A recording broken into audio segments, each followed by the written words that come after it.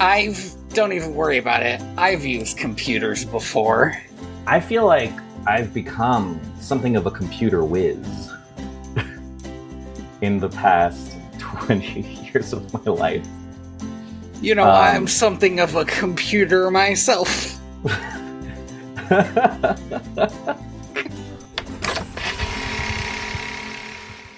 Welcome to Direct-to-Video VHS. VHS? A podcast where we pair movies like fine wine. Mm-hmm. That's right. I am your host, Tony Robusto. And I am your other host, Andy Reyes. We're out of the dog days of summer, despite what the current temperatures are where I live. Yeah. It's also still pretty warm here. And into, I don't know, I guess I'll just call it spooky season, right? Yeah. Doing spooky season. We're well into the spooky season. It's Werewolf Pride Month. Yes. We get more werewolf in this movie than I expected. Yeah. Like a surprising amount of werewolf. The what I would call the main antagonistic monster in this movie was a huge surprise. Really? Because I think you're thinking of one guy, and it's not that guy. It's a giant bug. Oh, I see what you mean. Because okay, we watched Goosebumps. We watched Goosebumps 2015, a movie that is almost 10 years old. I know, right? It makes seeing that kind of aged me. But I think it's because I never watched Goosebumps, so I have I can't conceive of how old it is. Slappy is the character you would think of when you say, oh, he's the main enemy in Goosebumps. He's the main emotional enemy in Goosebumps, kind of, sort of. He doesn't really do that well at being, like, a bad guy. He's the mastermind. Yeah, he's like the mastermind. But the thing that in every situation is like, oh no, oh my gosh. We can. It is an unstoppable force. There is nothing that can be done with human powers to fight against it. Is this giant praying mantis that I literally thought was only going to be in the quite good scene where Jack Black says, I don't remember writing a giant praying mantis. And then the praying mantis screams at him. He goes, oh yeah, now I remember. And he drives away. That was good, but this praying mantis is the only monster to almost get a body count. I thought it did. Me too, until the end of the movie. I was like, damn, that guy's not making it to Goosebumps 2. I think they should have stuck with it. I think they should have just let us think that kid was dead. I don't think any parent would have been upset by this, you know? This is the weirdest thing about this movie. In fact, let me look it up real quick. You might know off the top of your head, or you might have it. What's the rating on it? This has to be a PG-13, right? No, this is a PG. This is a hard PG movie. So this is the thing. I feel like it might want to be a PG-13. It would allow it some more scariness. It would make sense because all of the actors, there's nobody like under 12 in this movie, right? No. In a weird way, this movie is kind of like a fish out of water high school story.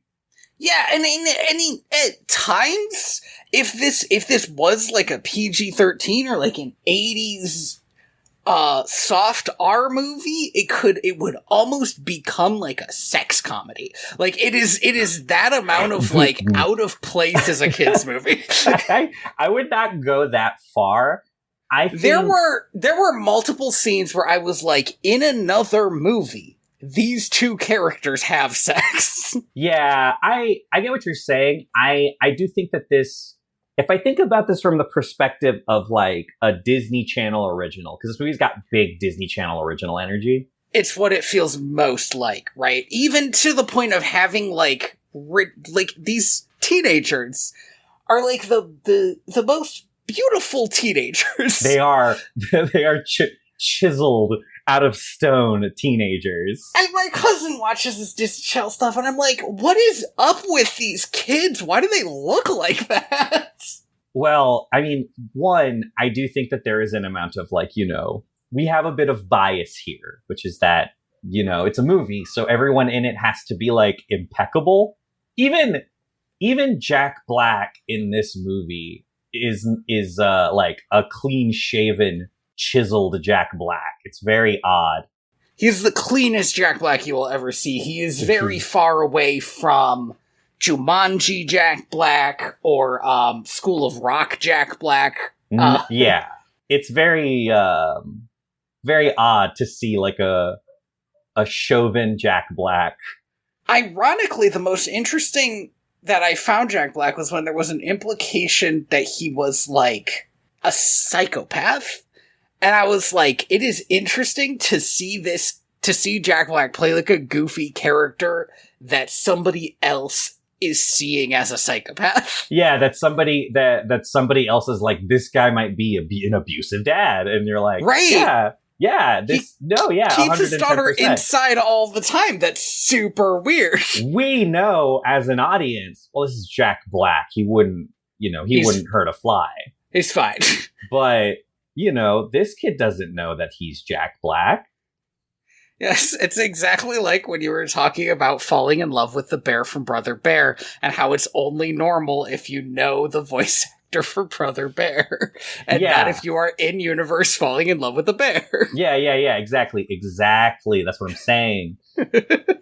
I want to before we really get into it, I want to give a big shout out to the Goosebumps wiki for doing the work of cataloging every single monster in this movie and the books that they were in. Wonderful, because I did have questions about what I think is a vampire poodle. Yes, Fifi the vampire poodle. Great. Actually, that was all of my questions.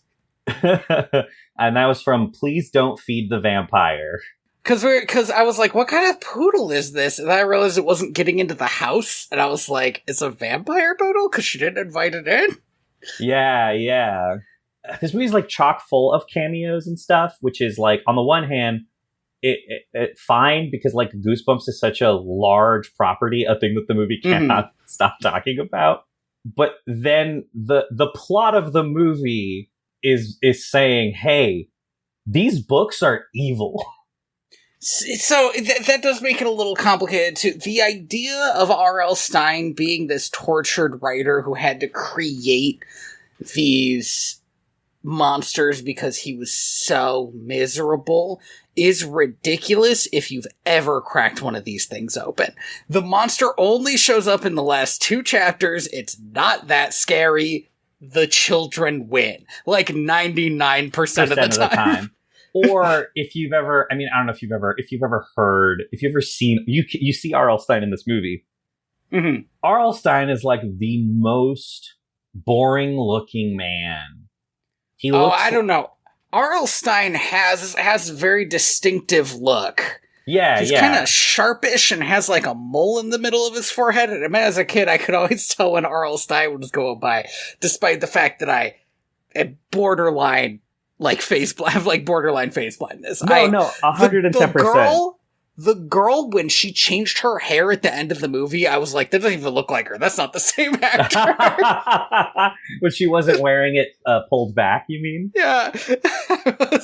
That's amazing. That's so funny. So many people in my life have face blindness or are borderline face blind, which is very funny to me because I am not. I am like I'm a hawk, like I will recognize somebody that I haven't seen in decades. I'll be like, oh shit. So that's, it's a curse kind of, because I'll never remember their name.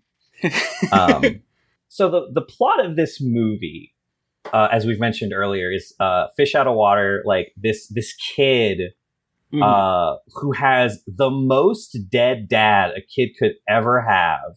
A comically dead dad. Yeah, Zach. His name is Zach. Him and his mom are moving to Madison, Wisconsin from New York. His mom is played by Amy Ryan, and I'm just mentioning it because at the beginning of the movie, I was like, I really like these two. And it turned out that I really liked Amy Ryan. And once she was no longer on screen, I was like, Zach's okay. He is doing a perfectly serviceable job, but Amy Ryan is fantastic. She's like super charismatic in every scene she's in, Mm-hmm. except for the one where she weirdly doesn't believe her son when he reports that he just saw this girl being abused by her dad. I mean, to be fair, the move that Jack Black, R.L. Stine makes is, oh yeah, my daughter who lives in London. It's so weird. Does she think he was lying about this girl's existence? Like, Right, for a severely long part of the movie. Anyway, we're not there yet. They're literally driving into town they just moved, kind of classic Goosebumps style, moving into a new neighborhood. This is the beginning of like 20 Goosebumps books. Yeah. Yeah. And also, you know, like, I don't know, it's also the beginning of like Halloween Town and like a bunch of other kids' horror movies. It's a great way to like skip a lot of bullshit. Come into a new place, you get to find out about the new place. It did make me think of one thing, though. There is at least one Goosebumps. Okay, cards on the table. I did not read Goosebumps as a kid. God damn, are you serious? I don't know. I read Animorphs, Andy. I don't know fuck all about Goosebumps. Okay. But Chamie and I were watching an interesting review video series, so I know a few of them. And one of them has these people move into a new house, and everybody in the town is dead and ghosts, and they need to devour the living. Yes. To keep continuing. And those monsters never show up in this movie, which is good, because those are humans. Those are just dead humans, and genuinely, like, one of the more scary things you can think of in, like, a Goosebumps capacity. Way scarier than an evil clown is a normal person who turns out to be a monster. We get no normal people who turn out to be monsters, but it did make me think, well, they're pulling their punches a little bit in this Goosebumps movie. Yeah, I mean, well, you know, I feel like there's a lot of Goosebumps books, like the monster and the monster under the basement, where at the like pivotal point in that book is at the end they have two dads, and one of the dads is a plant monster. So good, and they have to figure out which one's the real one. It's like, yeah, that would have been awesome. I can see why if you're being told by Sony you cannot go over a PG rating, why you would kind of probably avoid that stuff. Not to get too in the weeds, except I did want to say that phrase. But in the scene where they're trying to kill the plant or their dad, they're trying to figure out which one to kill. They are using plant killer, so they could just spray both of them. Right, they could just, you know, be like, it would work itself out. I thought it was an axe. I thought they hacked him to death. Do you know what it was? The plant version. I watched the review thing of it. I think in the book it might have been an axe, and then in the TV show it turned into plant killer. But it meant that that makes sense. scene no longer works in the TV show. Yeah, you can't just have two kids and their dad go into town on a plant man.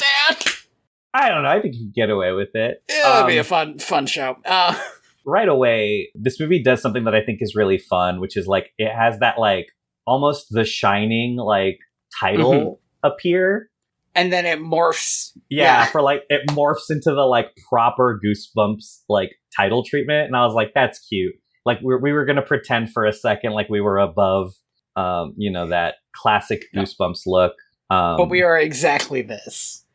There's a Detroit joke that has, through no fault of this movie, really not aged well, and I did not like. Oh, it's there is a comparison happening at the beginning of this movie that I'm just like, listen, one of these places is like a CIA black site, and the other two places have problems, but they are just places where people live. They are places where people live. They do not. Dylan does not. Sorry, Zach. Dylan was the actor's name. Zach does not want to live. I'm looking at IMDb, that's why I did that. Zach does not want to live in this new town because he's from New York, where like stuff was always happening, and now they're moving out into the middle of nowhere. But his mom just became vice principal here, so, like, fucking suck it up, man. And they're trying to move away from the memory of his dead dad, which is not how it works, but okay. Yeah, memories tend to follow you. And this kid loves his daddy. He, at one point in this movie, is like, yeah, I brought 2 boxes inside. I'm gonna go decorate my room. And then just sits on the floor and watches, like, VHS videos of his dad playing baseball with him. It's a good scene, genuinely. No, However, for real. This does not set up his supposed emotional arc. The problem with this movie is its insistence that this child with almost no real problems or emotional stakes in what's happening is the main character. It's kind of tough because I do think that this actor is doing a like decent enough job. It's not his fault. It's the writing's fault. It's kind of Ant-Man. It's kind of the Ant-Man problem where it's like, why is this guy Ant-Man? Clearly, either this old man or the old man's daughter should be Ant-Man.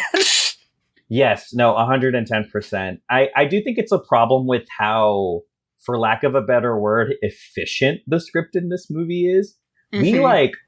We speed run in the first 5 minutes what would in any other movie be like a solid half of the movie, which is like, yeah, he's going to high school. He's kind of he's associating himself with losers.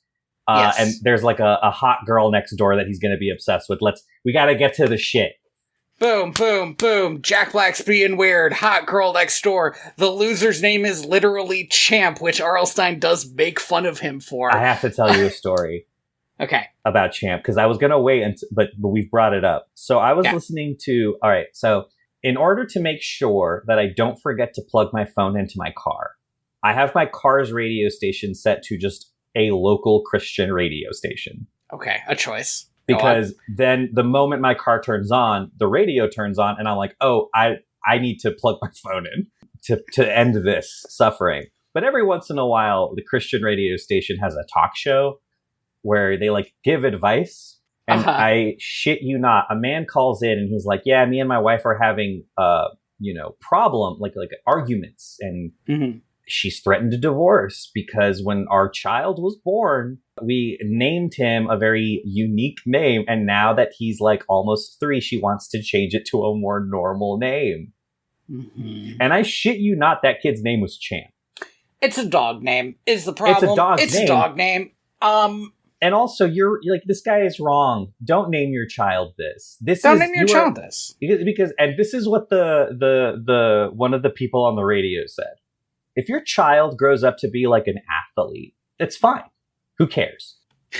But if they turn out to be just kind of like a loser, it's a death sentence. And here's what I genuinely think happened with poor Champ in this movie.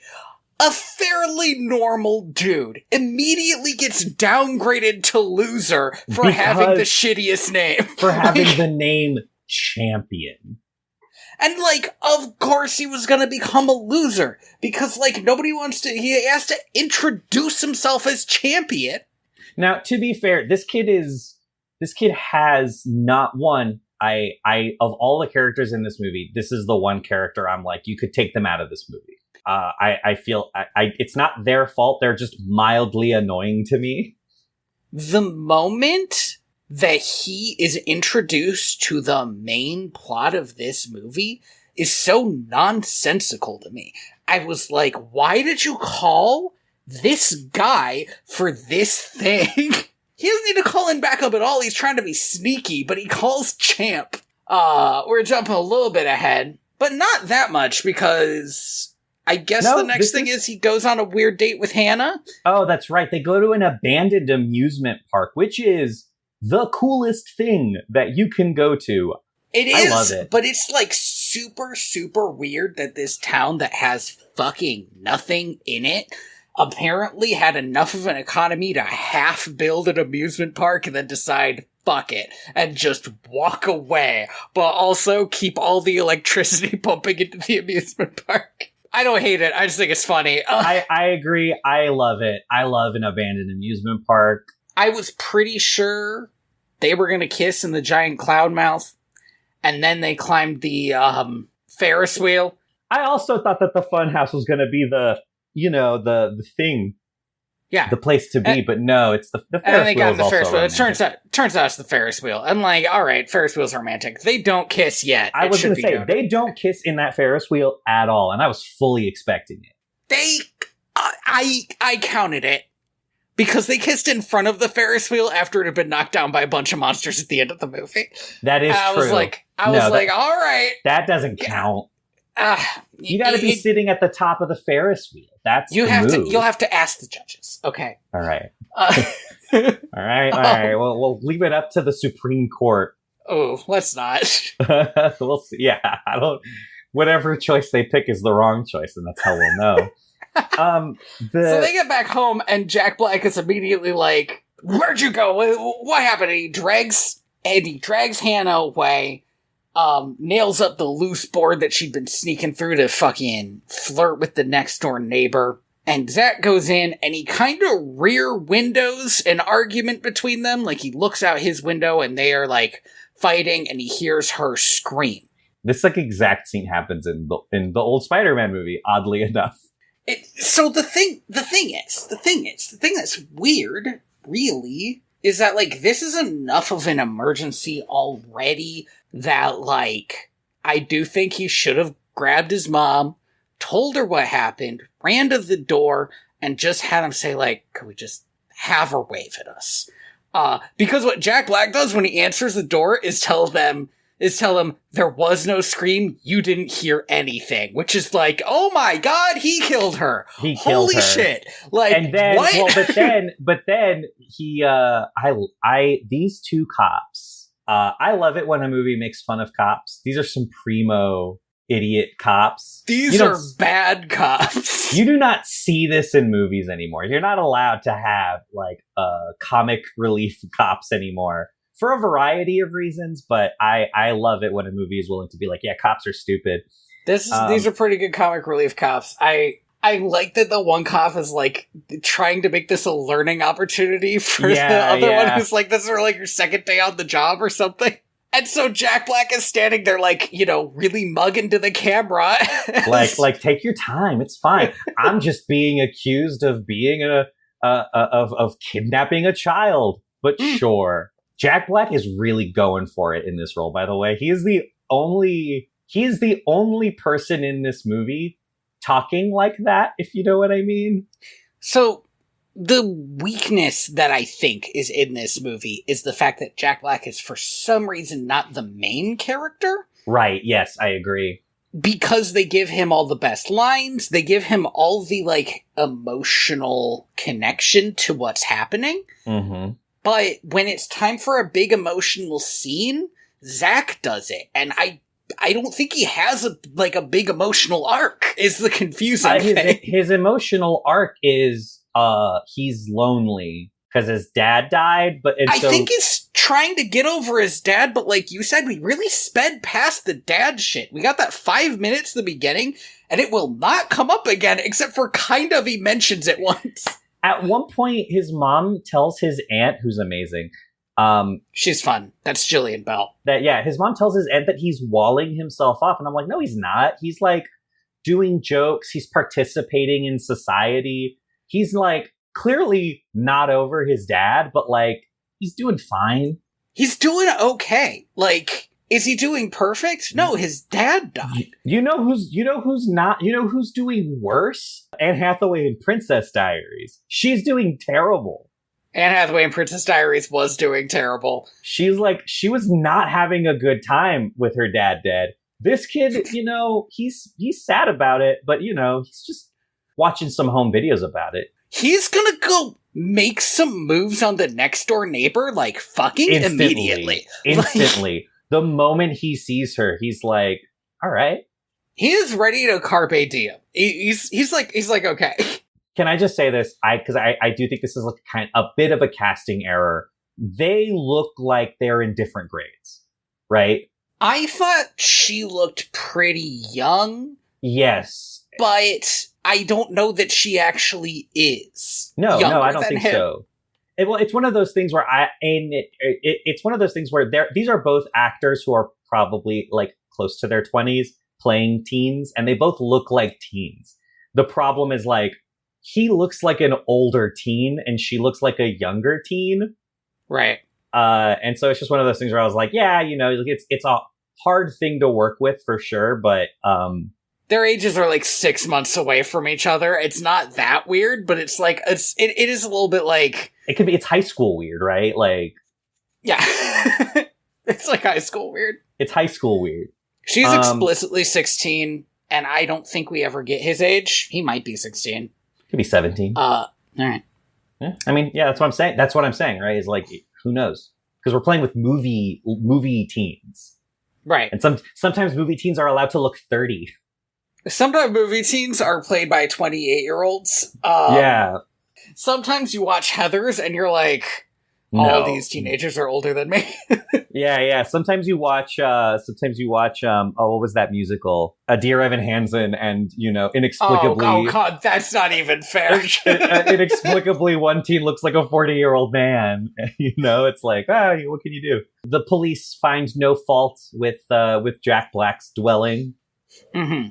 But Zach is not convinced, and after being grounded in what is the worst punishment possible, spending an afternoon bedazzling with his aunt. Spending evening, because his mom has to go to the dance. This is actually, like, important to the plot. His mom has to go to I think it's homecoming? Because it's gotta be early in the... No? I don't think they ever say it's homecoming. They just say it's a dance. Anyway, it's a dance. You know what he calls it?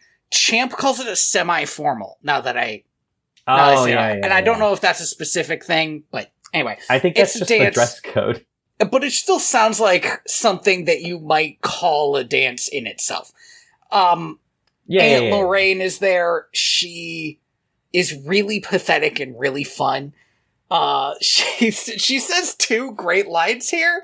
She says, "We went out for sushi and both of us got the chicken teriyaki, so it's fate, right?" And I was like, it took me like a half a minute to realize how funny that was. That is so good. And she says, "Well, that's what my psychic keeps telling me. Stop dating losers and never go on a plane." I also really like because he's not paying attention, right? He's like thinking about the mysterious goings on of his hot next door neighbor. At one point, he just agrees with her, and she's like, "So you think he lost his phone?" He's like, "Yeah, he lost his phone, or maybe like it broke in a fire." and she's immediately like, "Well, now I think he might be dead." So I love that. I love her. She's so good. I wish she was more integral to the film. So this is actually my issue with both her and Zach's mom, is I actually feel like, and this is no fault of the teenage cast, the older people could sell this film. Yes. And they're just not being allowed to be in front of the camera enough. There's a bit later where Zach will meet up with his mom and she fucking lets him leave again. And I was like, no way, and started immediately writing a better movie in my head where she leaves instead to try to stop the monsters with Jack Black, and then he follows her, and I was like, this is how you would get to the end of this movie. This is the thing, I think, and I think this is like kind of the key problem, is that this movie wants to be a kid's movie, right? Mm-hmm. It wants to be like a Disney Channel original flick, but it also knows that there is going to be a lot of parents in attendance because no child has read Goosebumps. Goosebumps is like, it belonged in the 90s, like those people are in their 30s. They have kids now. To be fair, it did come out in 2015. Sure. So, but so a lot of them would have been around, maybe a little bit older than Zach, like around the age for watching Toy Story 3, This is a nostalgia piece, less than it's like about actually getting goosebumps about seeing the monsters. Yeah, it is. And they lean into that with the monsters and how they use them. But why are we doing all of this high school, lovey-dovey shit? Like, this is not the movie. It should be, I think a gooder. No. A gooder? No, I like it. More good. A more good movie choice would have been to focus on the adults and to have it be like, yeah, we're all the adult versions of the Goosebumps kids. That would have been so good. That would have been kind of like it. Yeah, that's what I'm saying. Now, arguably the part of it that nobody likes as much, but still. But wouldn't people like it more if it was Goosebumps? If it were Goosebumps? Maybe. There's an amazing Stephen King joke in this movie, and I love it. There are like 2 amazing Stephen King jokes in this movie. I like the idea that R.L. Stein fucking hates Stephen King. Hates being compared to him. That's so funny. It's such a good idea. These are people who live in like different worlds, and yet they are both like weird East Coast, small town, impossibly tall, lanky horror writers. And like, so you put them together in your mind, but like, I don't even know if Stephen King has ever written a children's book. I'm sure he's read a children's book. No, I don't even know he's written one children's book, sort of. And I'm pretty sure R.L. Stein has never written an adult horror book, which is fine. He has a niche. He has, but not as like R.L. Stein. Yeah, that would make sense. He wrote I think he wrote other stuff. Yeah, like how Daniel Handler occasionally writes a not Lemony Snicket book. Yeah, and that's Daniel Handler's shit. God, is my man really still writing Goosebumps books to this day? I suspect that much like Stephen King, he has actually written a bunch of them in advance, and they just come out twice a year. Oh yeah. I've been listening to Just King Things, a podcast by Range Touch, which is a fantastic exercise in futility, where they are reading every Stephen King book in publication order. Cool.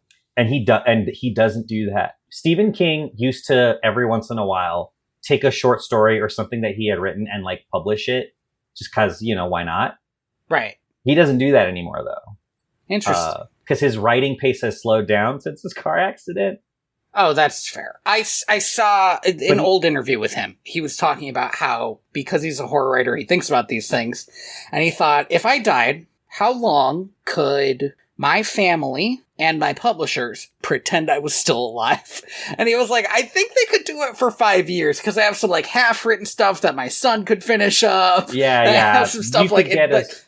The man publishes like 2 books a year. Yeah. Which is insane.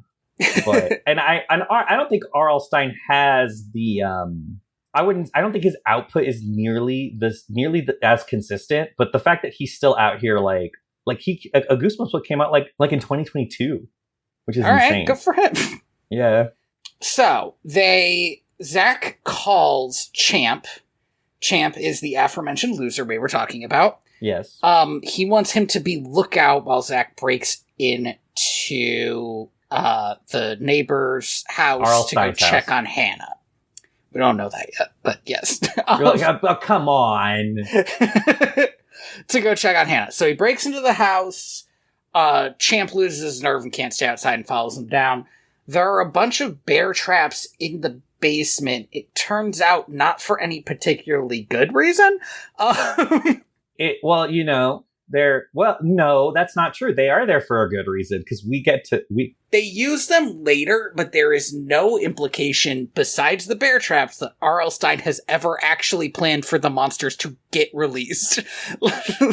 Yeah, that's what bothered me about it. Is it's like he had those bear traps down just in case a bunch of gnomes got released. He had to run away and have them all get smashed by the bear traps. That's super weird, because I thought there was a monster that he was trying not to get out right now. My headcanon was that he put those bear traps down like that night when he left the house. Because he just left and nothing was protecting the house. That's maybe. So he was like, I want to lock the front door. I want to put some bear traps down. I don't want this hot teen getting near my hot teen daughter. That's fair. He's very protective of his forever young daughter. Sorry, spoilers. So they get in the house. They find Hannah. She's fine. But before they found her, they did unlock a weirdly locked copy of The Abominable Snowman of Pasadena. Where was this? Pasadena. Which is in California. which, if we're talking R.L. Stine books, and specifically also the monsters in this movie, is a pretty good first get. It really is. As far as, like, fuck, is this monster going to immediately kill me? No. This abominable snowman appears to basically be a big monkey, so is kind of more curious about stuff than mad about it, and that's very good for not being immediately murdered. It turns out kind of bad in the long run. And it also sets the tone for, like, the level of CGI we need to expect from this movie. It's not bad CGI, but it's sort of cartoony. It's sort of loose. And it never makes you think this is, like, scary or real, you know? Yeah. It's going for a very particular kind of, like, almost intentionally, like, animated. Because the monsters are animated very well, but they are animated like cartoons as opposed to like a horror movie where, you know, we're going to try to make this thing look like it's real and going to kill you.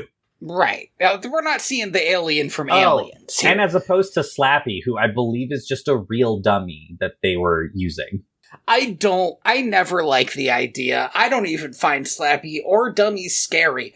I'm not sure it's a good idea to have a movie about a haunted dummy and then make it for real. It just seems like you're tempting fate. One day the dummy's gonna be evil. And for some reason, Slappy can fucking teleport. It's very clever. It's clearly because they were like, we could not get moving this thing around to work. How is Slappy scary? Well, because he's so hard to keep an eye on. Because, as has been pointed out before, actually, that's one of the least, if you think about it, least threatening, monsters. I mean, they basically kill all those gnomes over and over, and Slappy's not bigger than the gnomes. I mean, at the end of the movie, Jack Black gets a real good, like, football kick on him, and it is the funniest thing in the world. It's so good. I was so distracted by the end of the movie because I was like, Jack Black should be in the emotional scene. No, yeah, he really should, but that's not Zach's daughter being sucked into a fucking book. He doesn't know this girl. They release the Abominable Snowman. Pretty good get, not terrible. They do accidentally make it mad, and it ends up smashing through a wall and running away into the night. Yeah, and so they chase it down to the local ice rink.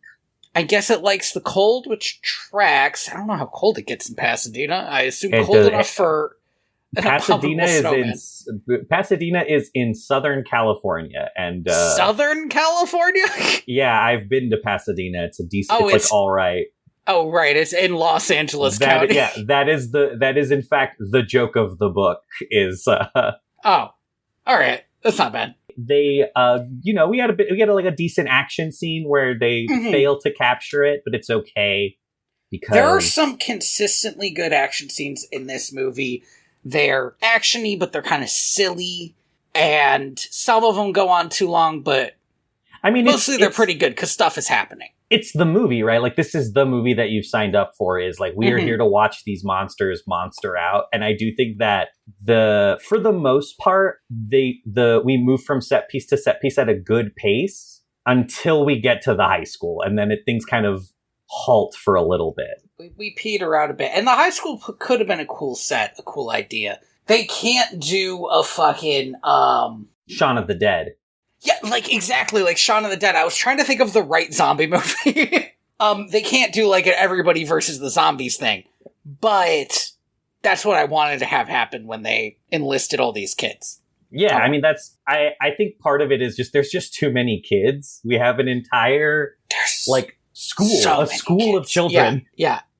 And I'm like, we should have tightened this down to just, Zach, Hannah, Jack Black, Lorraine, and Zach's mom. That's right. That's 5 people. That's a good number of people. Have the rest of the town be frozen and make this more of a Shaun of the Dead type thing. Yes. During this fight, with the Abominable Snowman, the rules are revealed. If the book is, if the book is unlocked and opened, it will summon out the monster from the book. Yeah. But you can open the book and get the monster back in if it's close enough. If it's close enough. And then you can lock it again. Jack Black gets the monster back in the book, reveals he's R.L. Stein. He's very mad at them for doing this, drives home, and it turns out, oops, the abominable snowman had knocked over the bookshelf on the way out. I love this scene because Jack Black is like, well, this is clearly all Zach's fault. Hannah tries to defend him, like, no, the abominable snowman must have knocked over the bookshelf.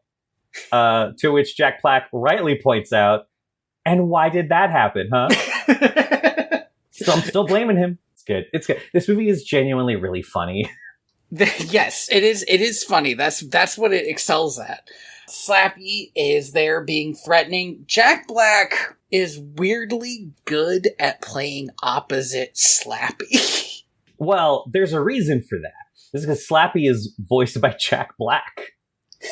I didn't even realize. This is such a good idea because Slappy gets out of the book and he's like, oh, it's been a while. Let's destroy a town again.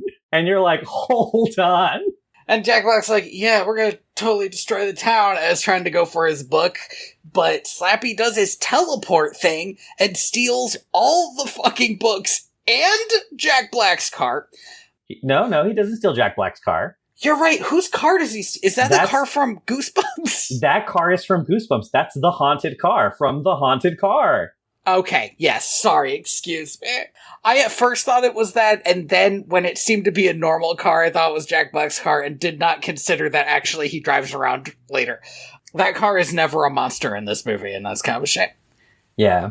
Yeah, Slappy's, his plan is to release all the books, and also burn them, so that they can't be returned to the books. It's a good plan. Jack Black tells Hannah, like, get your stuff, we're getting out of here, we're leaving. Like, he's ready to just, like, bounce before this gets any worse, and just, like, lead a new life. He has multiple passports, presumably with many different names in them, like he's fucking Stanley Pines, and the kids don't want to leave it, so, like, come back. Jack Black screams and throws something at him and goes, I could have killed you! And they just say that was a terrible throw.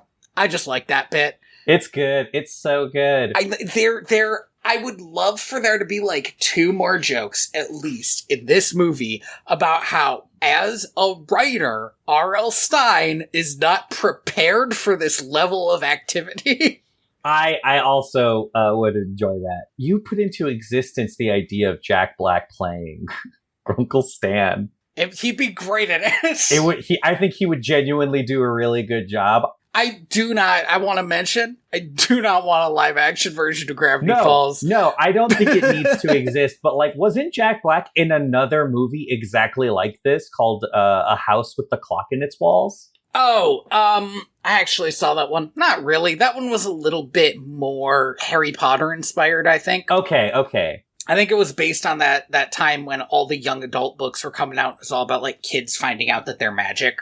Yeah. But it was, like, low-key horror, but, like, a coming-of-age thing for this kid. He was a fun character in it, for sure. But he wasn't, like, a shyster. He was actually just a wizard. Oh, okay. Oh, that's awesome. Jack Black as just a wizard? That's good. That's good casting. He was good. It was him, and I forget who he was playing opposite, but they had a lot of good chemistry, and she was essentially, like, Cate Blanchett. She was essentially playing Mary Poppins. That's awesome. That's so good. And it was, like, really fun. The idea of, like, Merlin, like a Merlin style wizard and Mary Poppins just kind of hanging out and having good tension is very fun to me. We cut to the monsters? No, I'm sorry. They go driving after the monsters to try to. No. They get attacked by the lawn gnomes. Oh, you're right. I skipped over from Revenge of the Lawn Gnomes and Planet of the Lawn Gnomes. There were 2 books with the lawn gnomes. Okay, so scary they did them twice. There are like 5 Slappy books, dude. So, like, you know. Well, the first one, Slappy barely even shows up. I do know that from that same review video I was talking about. Yeah, he's like shows up like at the end, but yeah. The like Night of the Puppet or whatever it was a fucking different puppet. Yes, it was. Yeah, you're right. So they get attacked by these lawn gnomes. There's a pretty good scene. They're kind of gremlin-y. Yeah. They also they do the fun thing where, like, as they move, it like breaks their the porcelain, and that's they, awesome. Don't have hinges on their arms and legs, and so they crack whenever they move, and it's good. It could be creepy. They don't play it creepy, but it does leave that amount of creepiness in there. There's also something that I quite liked, just for the insistence on the logic of it. I have seen cartoons and shit where somebody tries to hit somebody, something on somebody's face with a frying pan. And what always happens is they get the thing off right before the frying pan hits. But not this time, because I think Champ hits Jack Black straight in the face with the frying pan while the gnome is on him. Yep. And the gnome doesn't absorb that fucking blow. He just hits Jack Black with a frying pan. And I was yeah, that's what would happen. Yeah, this is good. It was good. It was a solid scene. It was still a bad idea to use the frying pan.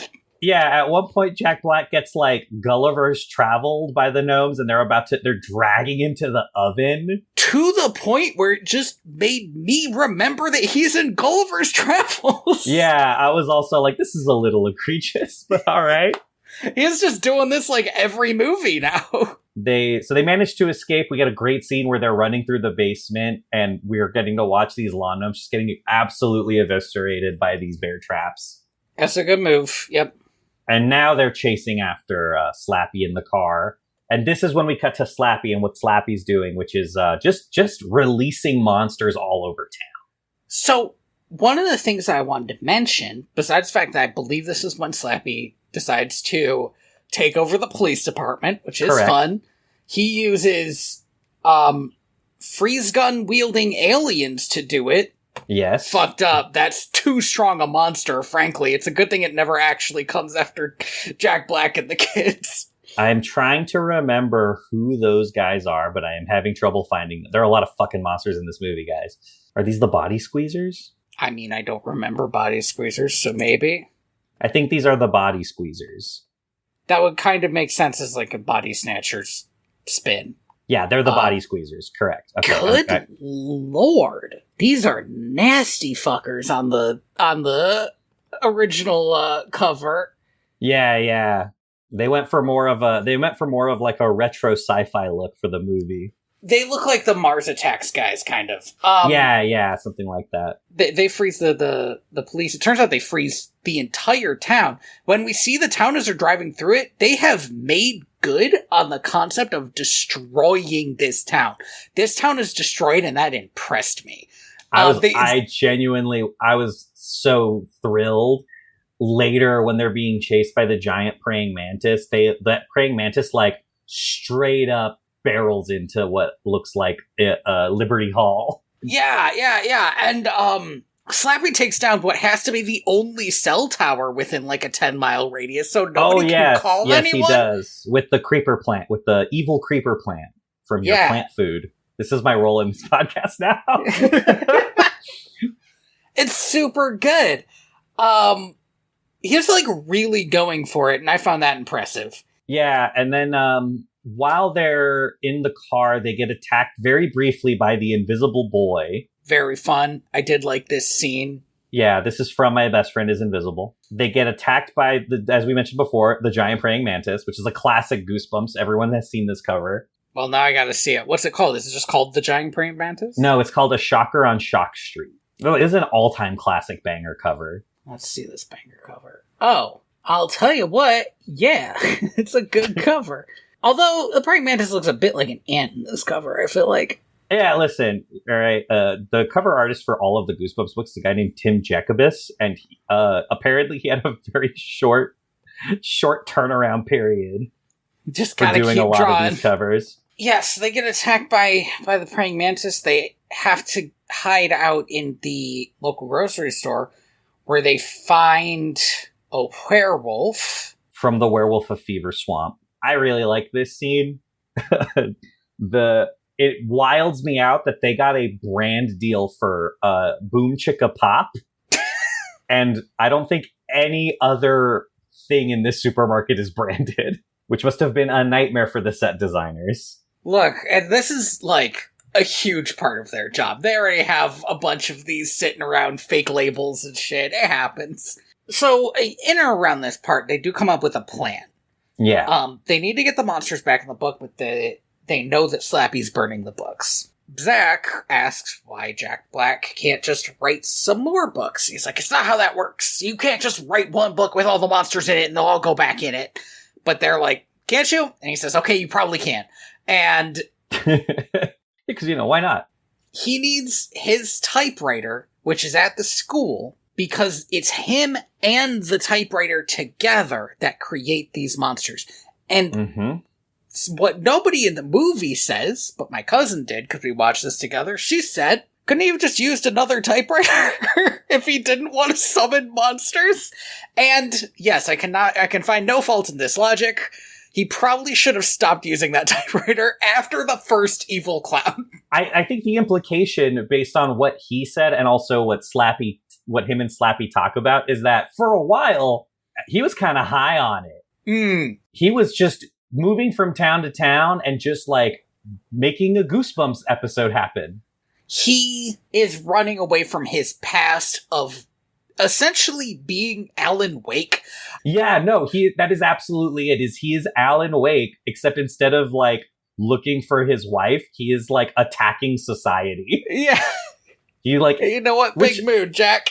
No, I totally get it. I think that's awesome. The werewolf is here. They get a bunch of werewolf shenanigans. They run out of the, the supermarket. Yeah, the grocery store, and they run into Aunt Lorraine, who hits the werewolf with her car. I love this. Knocks into a dumpster and says, oh no, I'm pretty sure I killed that bear. Then something crazy happens. Zach, who has met the two police in this town and knows they're fucking garbage, and should reasonably think nobody but R.L. Stine could stop this madness now, looks straight into his aunt's eyes and says, go get the police and tell them to meet us at the high school. Now, I think you misheard him, Tony, because I think what he literally says to her is, I need you to be out of this movie for the rest of the movie.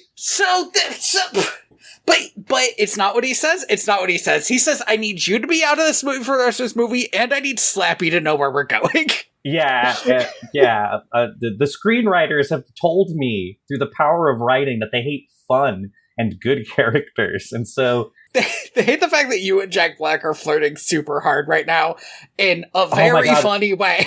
What does Jack Black tell her? He's like, your reckless driving has in fact saved our lives. Something like that. Which is so good. And then later when she says, like, should we exchange numbers? And he's already running away. He's like, it's not a good time, but yes. It's awesome. It's so good. They have like a full like 3-minute like eyes locked falling in love moment. Yeah. And so when Zach in fact tells her that she needs to be out of the movie now, I was shocked. It's so weird. And it's again, the main problem I think this movie has is having these really powerful adult actors who are just like not allowed to be in the movie. The main thing that Amy Ryan does is get hit on by this gym teacher. You're wasting her.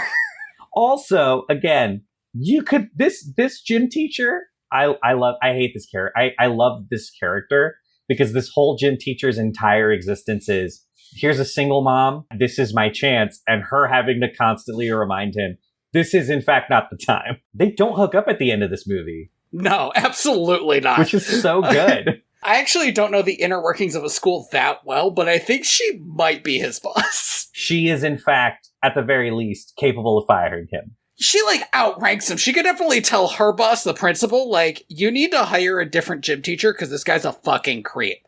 Yeah, this guy will not let down. We have super beautiful children around here, and he should not be around them. Look at this school filled with beautiful children. And Champ. Poor Champ.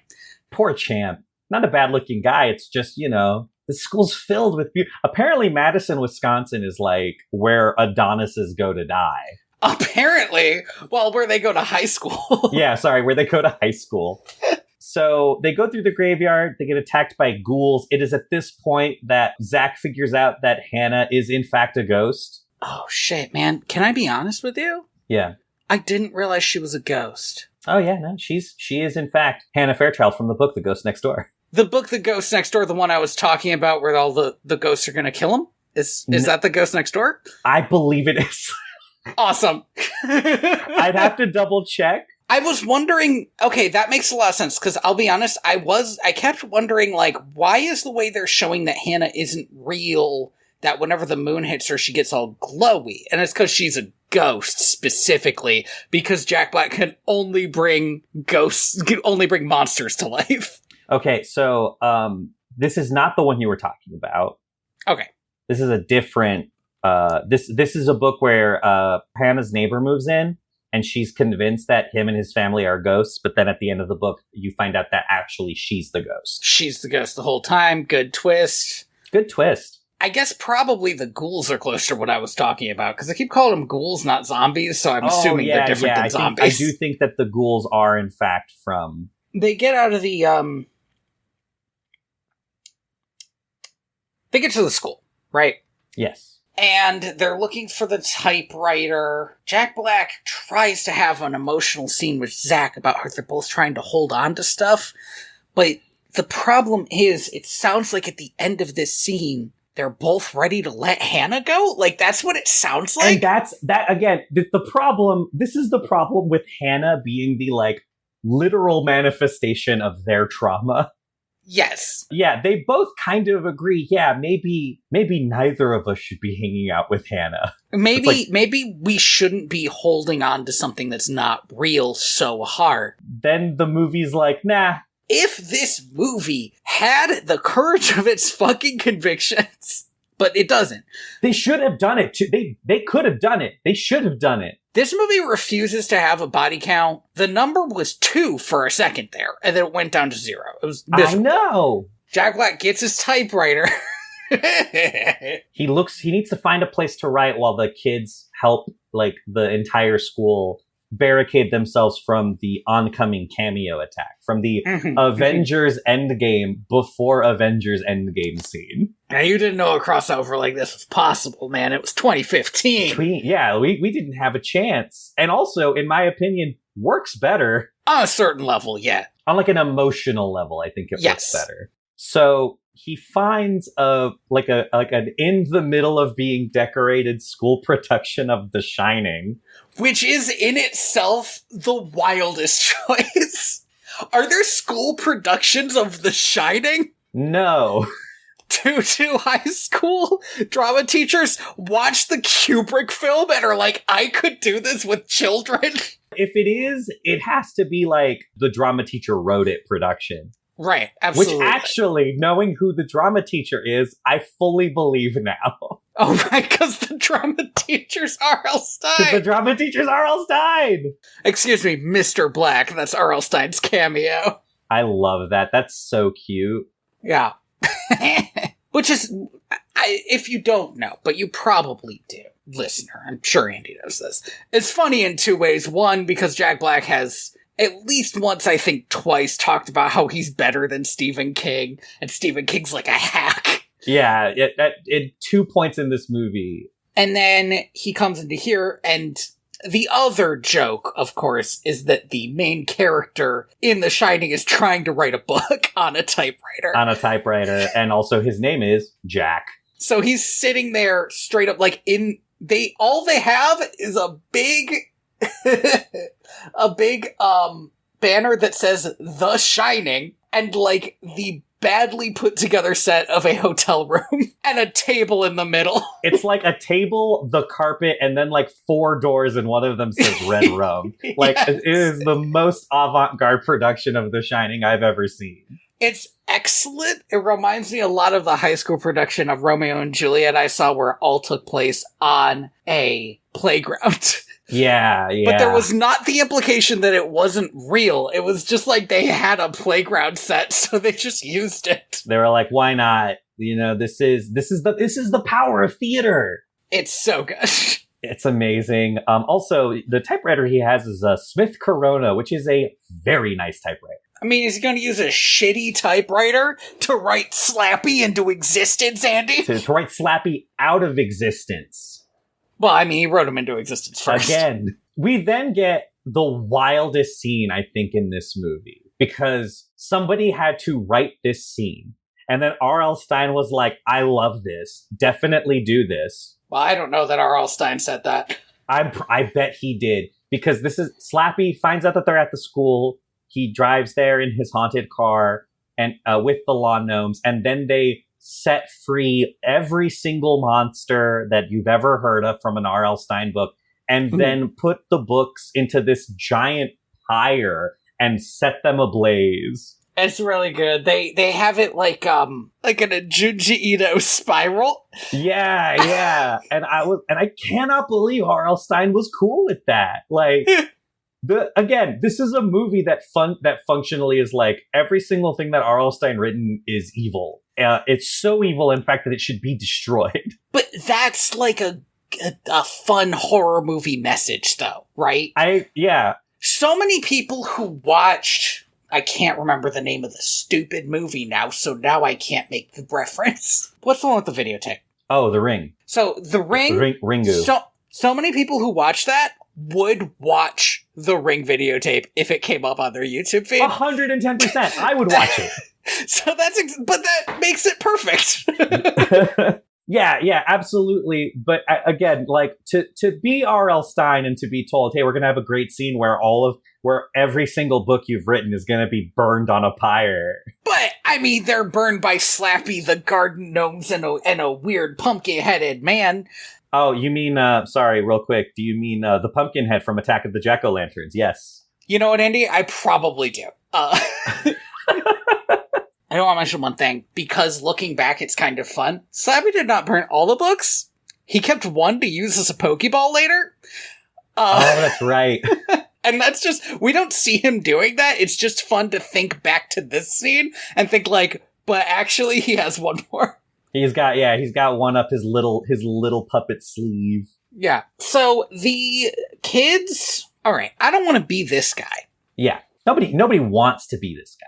Absolutely not. Absolutely not. Nobody wants to be this guy. But here I go. If it were me, I would just not tell a group of like maybe up to 300 people that they're in mortal peril and need to barricade the doors while they're at a fucking dance. Here's what I would do. I don't know if it would be a better idea or a worse idea.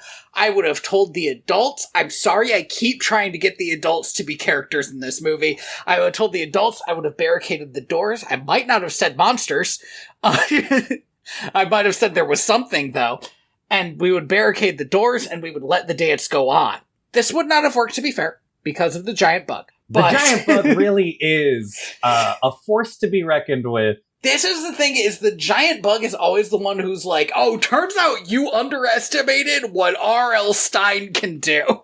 When the giant bug comes in, you're like, fuck! There's when Zach is trying to, I love this scene so much, and I wish they just let this kid die. Because there's this kid who's like, oh my god, no, he's right.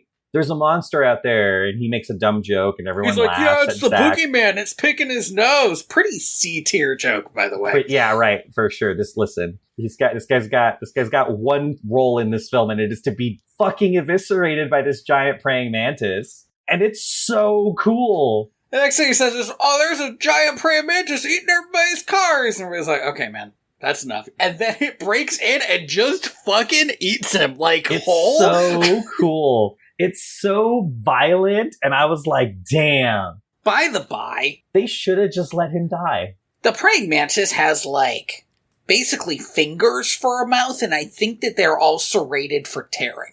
So, like, no fucking way. This kid is dead. This kid is dead. I know he shows up at the end of this movie, but, like, this kid is dead. That's a different kid.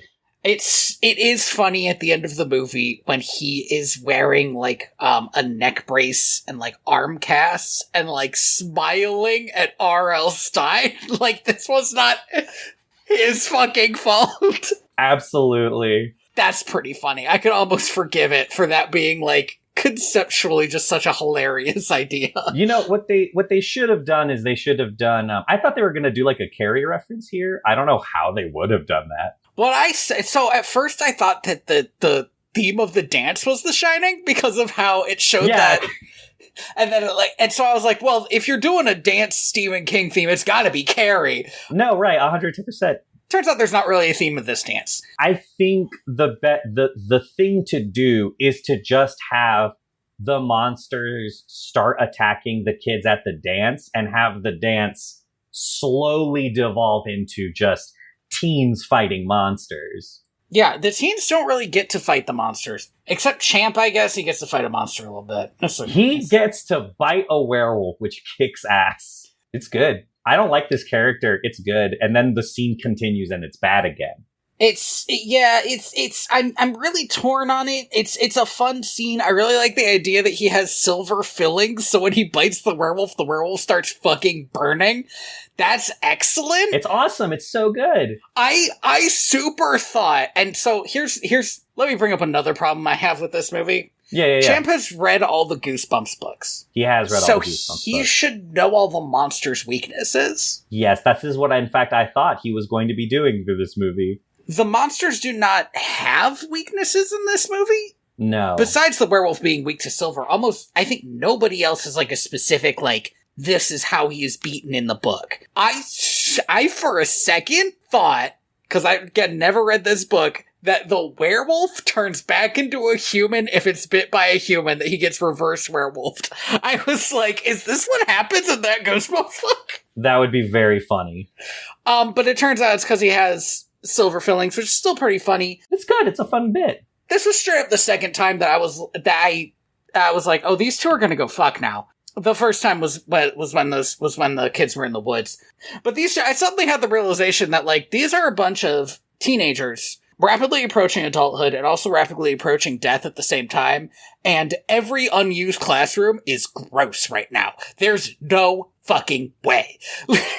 Listen, man, if a teen will, they make do. I was really suddenly very distracted by, like, the setup of this. Like, the adults are not watching the dance anymore. Yeah, well, I mean, there is the problem that, there is an ongoing monster attack. It's just like this town is gonna have like a big child boom in 9 months because of this monster attack. There is a big spike in teenage pregnancies on the map. I don't think so. I think for the most part, the teens seem to be more in like fight mode than flight mode. I guess what I really want is to have seen more of the teens in fight mode, so I could have bought that. I agree. I do think that what we should have gotten is, one, we should have just gotten a bunch of teens fighting monsters. I fucking watched Buffy the Vampire Slayer. Yeah, teens right? can fight monsters. And then, you could even have a little joke, where Jack Black is like, this is why all of my main characters are children. That would be pretty good. But Slappy, while all of this is happening, Slappy finds Stein and breaks his fingers. Although I don't think that's what happened. I think R.L. Stein's like, listen, the kid, you got to write the book now. That's the plot. My hands hurt. Yeah. He drives a bus with his broken fingers. Again, this would be a real good way to get Amy Ryan to be a secondary main character in this movie for a minute. Just have her drive the bus. Why is she not involved in her son's action scene? Okay, he steals one bus. I don't even know how this happens. Because I feel like the setup for it is nowhere. One of the buses is somehow driven away as a distraction by, as far as I can tell, no one? No one. So I don't know how that worked.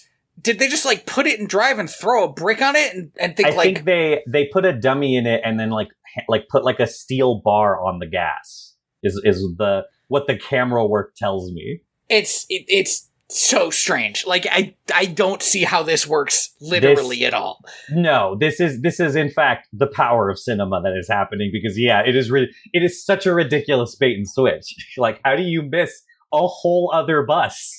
If they let Champ be a real nerd, or instead of having the coach hitting on Zach's mom, it was like the like tech teacher who was like, oh, I could remote control a bus, like something like that. Yeah. Like in a fucking episode of Mythbusters, where they have to drive a car around, but they don't want to get into a car crash with it. Yeah, because their insurance was like, you absolutely cannot have a human driving this car. Don't put a human body in this car. Yes. That part's super weird, and the other part that's super weird is somehow the monsters only see the one bus driving away, despite the fact that R.L. Stein and the kids all get on another bus. Third thing, smaller thing, but buses are not usually parked at the school overnight, so those shouldn't even be here. They tend to have their own place where they belong. This is a small town, though, maybe. I would like to mention again, I'm going to allow this to go past, but it would have made a lot more sense if they just took Amy Ryan's car. Yes. The setup of the scene almost makes me think that was originally what they were gonna do, and maybe they couldn't afford Amy Ryan anymore. Like we have an entire setup, but that like the car is important to the like emotional bond between mother and son. Right, because they have their fun little door lock thing, which is it's pretty cute. They cute. Again. The most I buy Zach is when he's hanging out with his mom. To the point where, like, if these two were the stars of a Disney Channel, like sitcom, show. Yeah. It would be really good. It would be really good. I could just watch this single mom and her teenage son banter for a while. Like, and then their bedazzled aunt. This is a great... Again, this movie's got real big Disney Channel original energy. I don't think that's a bad thing. Yeah. For the tone that this movie's going for. But it's a little weird because it doesn't want to follow through on those concepts as much. Instead, it kind of wants to do like a watered down horror movie, which I get because it's Goosebumps, but it just means that it can't hit the horror stuff as hard, so it just feels a little weak. Anyway, they end up in the back in the woods by the abandoned circus thing. Yeah, the amusement park. The abandoned amusement park. And they go into the Hall of Mirrors, the fun house, I guess you call it. Although it is a Hall of Mirrors, they're normal mirrors. It is a Hall of Mirrors. There, I did not see a rotating tube. Yeah, there's nothing wacky in there. It's just normal mirrors. I didn't see a room where the floor is moving like left and right. These are all the things I expect out of a fun house. Also, a little weirdly, Slappy shows up, obviously, and is, like, in different mirrors, and nobody is smashing the mirrors, which is fine. It's just that usually you'd be smashing the mirrors if you were doing exactly this scene in every other movie I've ever seen it in. There is a great part of that where Slappy is like, I am you and you are me. We are the same, R.L. Stein. And then it cuts to a shot of, like, half of R.L. Stein's face and half of Slappy's face. Slappy does also get a pretty good line a little earlier. A lot of Slappy's lines fall flat when he's just making one-off puns. They're rough and don't work. No. But a lot of the lines that he has across from Jack Black are sometimes really fun, where he says, I created you, Stein. Or did you create me? I forget. And I like that because it's clearly a taunt where he's like, you think you made me, but I made you just as much. Yeah. If it wasn't for me, your books would have been nothing. It's great. It's so good. I agree with you. I think Slappy's kind of a nothing character. But again, we do get to see Jack Black punt a puppet at the end of this movie. And that makes it all worth it. It is fun. It's a real puppet. Also, I cannot stress that all of Slappy's seeds are a real puppet. You think they like stuffed a football inside of him so he could really kick it? Yeah. I mean, they probably just made like a more solid dummy for the kicking scene. That's what I would do. You know, just make one out of like rubber or something. Because he gets a good kick out of it. It hits a tree and like spins out. Slappy summons the final monster, which is... the Blob from The Blob that ate everyone. Makes sense. And R.L. Stein gives Zach specifically the typewriter and basically tells him, you're the main character. You finish the story. Finish the story. I would have given it to fucking Hannah. But maybe that's just me thinking that he should think anything of his own daughter. Of his own daughter. Well, him and this kid had an emotional bonding moment about how we should ignore his daughter until the end of the movie. They're about to have another much worse emotional bonding moment that I'm going to hate. In a pretty fun scene, Jack Black goes and faces Slappy and gets got by the Blob. Yeah. And the Blob is not eating him, but it's holding him perfectly in stasis. And Slappy's like, this is what it's like It's like this to be trapped in one of your books. You can't move, but you know everything's just over there. It's so good. The kids climb the Ferris wheel, finish the story, and then have to bind it into a book. I did not realize that was part of it. But they just kind of slap it in there and it happens. And I got to tell you, I wish bookbinding was that easy. I assume that there was a much longer original scene where while he was typing, Hannah was like slathering the glue on the edges. And, sewing the pages together. Yeah. We want it to be a strong binding. Yeah. And then the monsters, it was unclear to me exactly how this happened, but they were climbing on the Ferris wheel and knocked it flying in what looked like the thing that put the kids in the most danger this entire movie. Mm-hmm. It was like the scene in Pirates of the Caribbean 2 where they're fighting on the wheel. Yeah, except they're not fighting on the wheel. They're just holding on for dear life. They're just trying not to fucking die right now. And random seats are just flying off. So, like, they're only getting lucky that the one they picked is not. You know what's funny is I'm pretty sure the live-action Death Note movie also ends with a Ferris wheel. Very odd. Sorry, I don't know why I thought of that in this moment. There is nothing funny about the live-action Death Note movie. That is a tragedy. There is a lot funny about the live-action Death Note movie, actually, if you really think about it.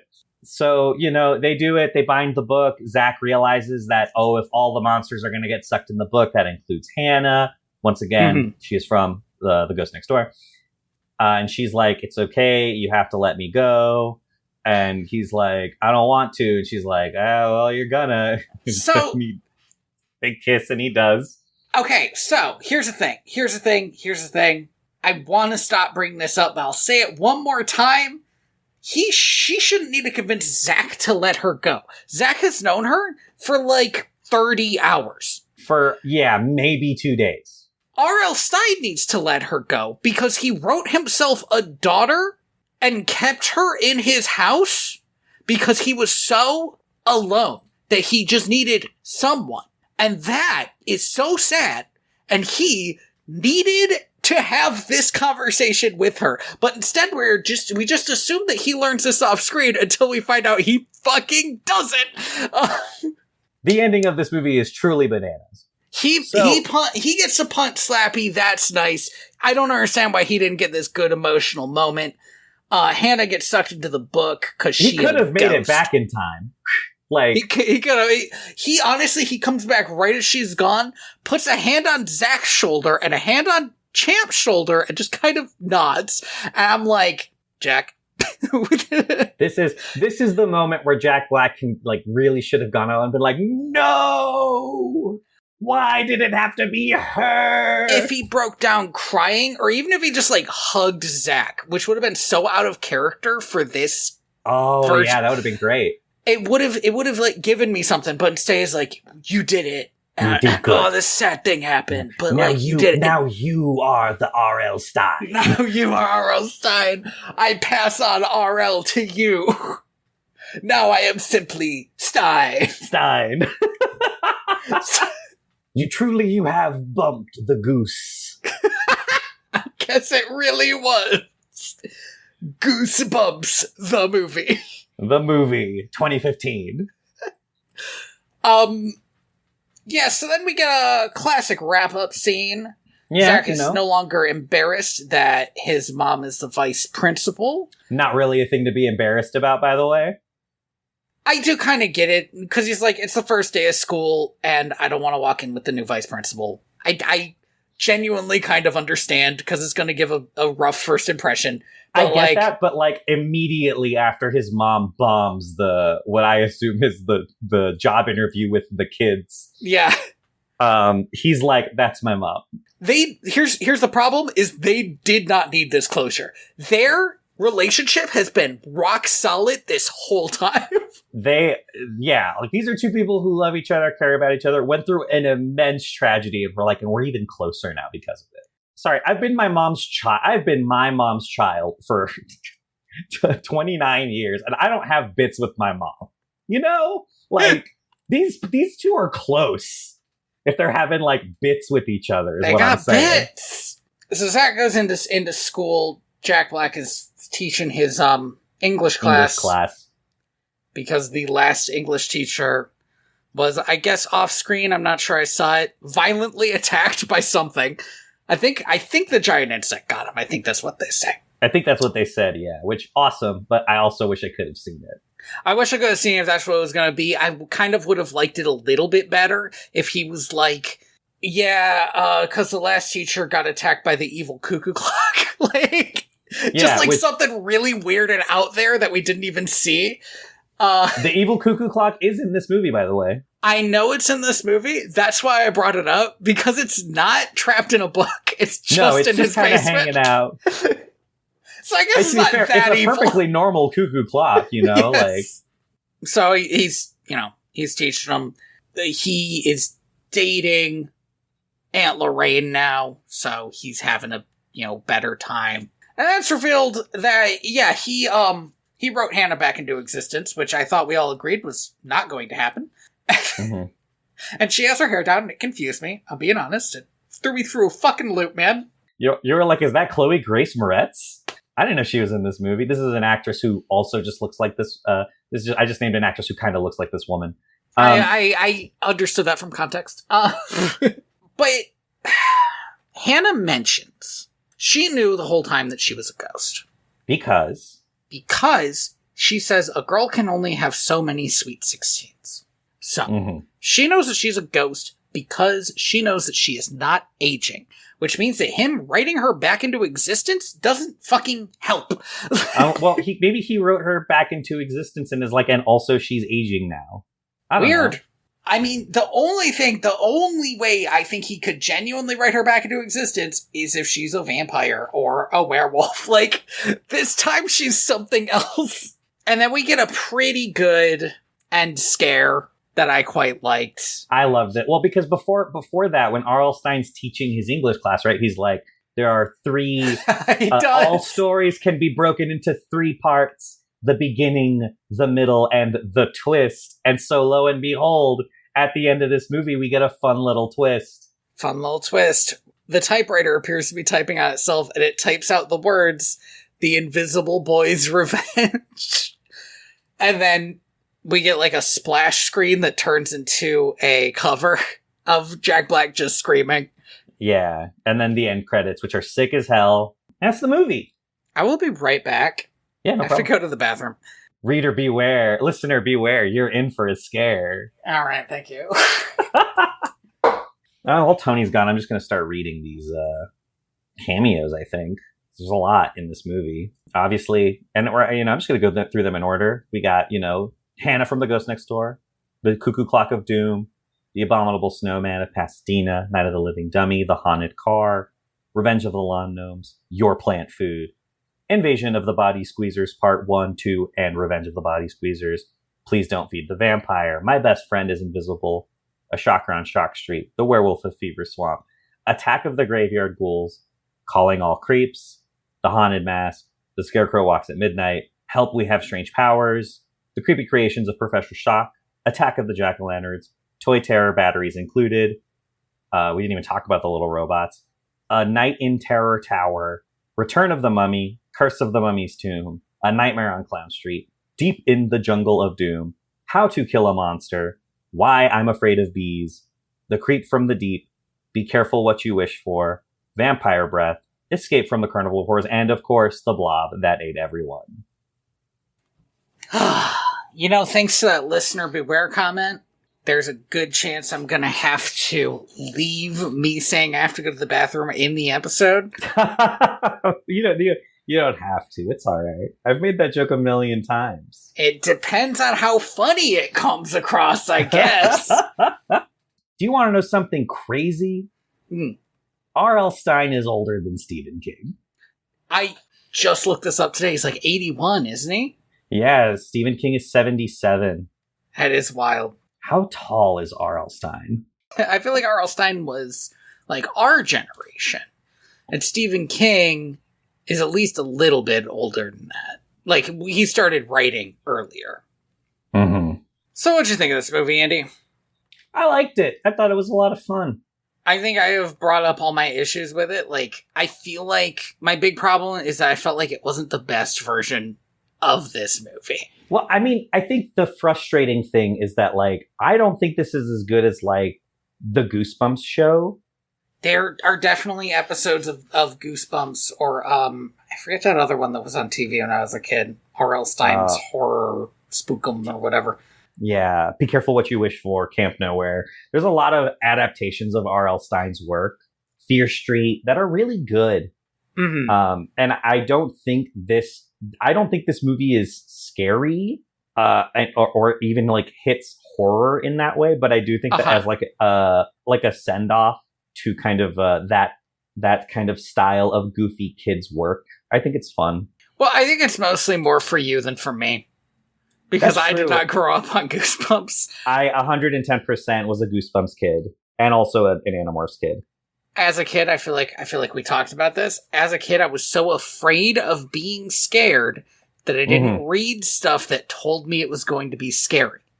Yeah. The weird thing is, I was very often not actually scared of scary stuff, which I realized when I started reading Animorphs again, and I was like, holy fuck, these kids are in danger. I was like, this is stressing me, an adult, out too much. But when I was a kid, I was like, oh, that's funny, turn into aminals. Look, if you flip the pages. We've talked about this a million times, but like the book where Tobias like just gets absolutely fucked and is trapped as an eagle and begins losing his humanity. It's horrifying. Book 1, man. He gets trapped in book 1. Is that really the first book? Yeah, it's a bit later that he starts losing himself to the animal thought process, but it's like book 1. At the end, he shows up and he's like, I had to hide and I became a bird for too long. Bananas. I want to talk a little bit about the director of this movie, Rob Letterman. Okay.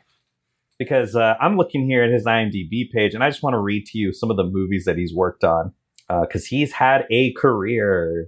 The first long-form film that he directed was in 2004, and it was Shark Tale. Okay. Big swing starting off. In 2009, he then helped co-direct Monsters vs. Aliens. In 2010, he directed Gulliver's Travels, starring Jack Black.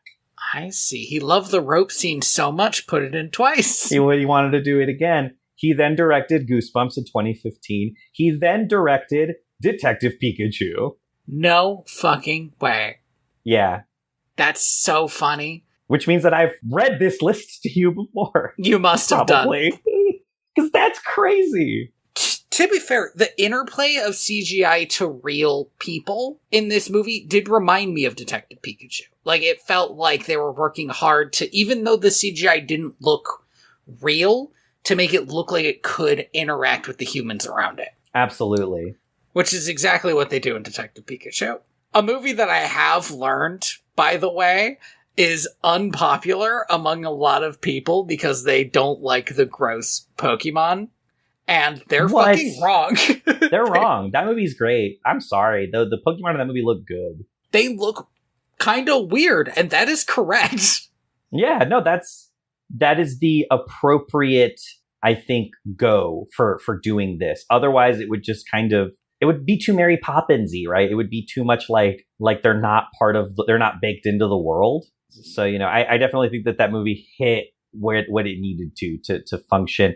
I will also say that since the release of this Goosebumps movie, they have rebooted with Rob Letterman as a producer, as a senior producer, the Goosebumps TV show, which I've heard is really good.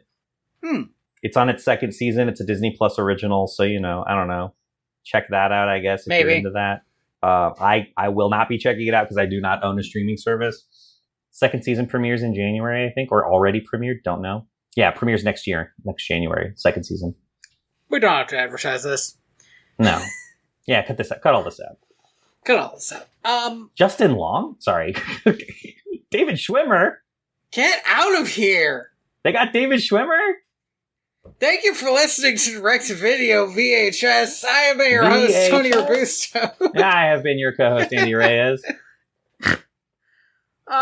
You can find me at Blue Sky and at inspiredbytrueevents.org. Both those are in the description. Yep. Once again, I am without a home. You can find me on YouTube at, what was it again? Ethical Games Journalism? Thank you. Ethical Games Journalism. That is, all my fun video editing stuff's going to be on there. Alas, do not know how you forgot that. Yeah, because it's so funny, but it is a little too long for my brain to like just pick out of the ether. Including Project Revolution, a project where me and my partner are trying to play through all of the Wii games in publication order.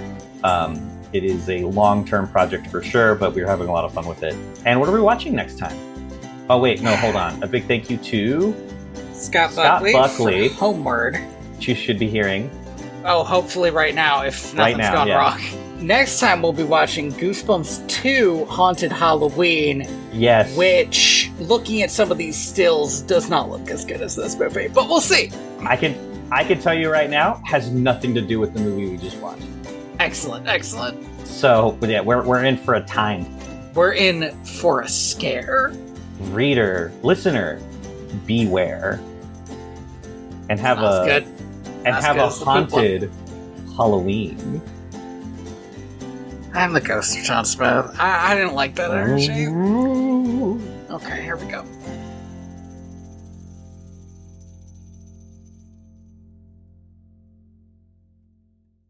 By the by, if you want a Death Note recommendation, it is, of course, the Death Note musical, surprisingly full of bops and ends in a much more satisfying way than Death Note does. Yeah, you know what? I believe it.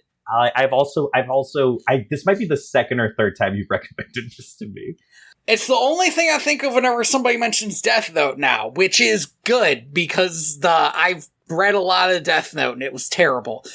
Yeah. That was a dark time. People fucking watching Death Note. Can you believe it?